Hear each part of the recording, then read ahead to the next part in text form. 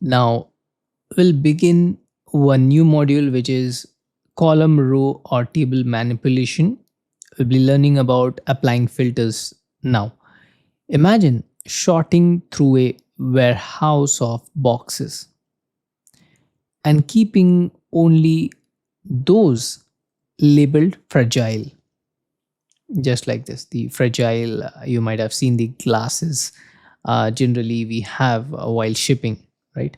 The fragile thing, the label we have. Applying filters works the same way.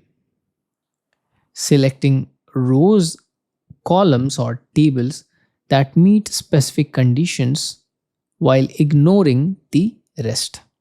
This reduces unnecessary data and focuses analysis on what truly matters.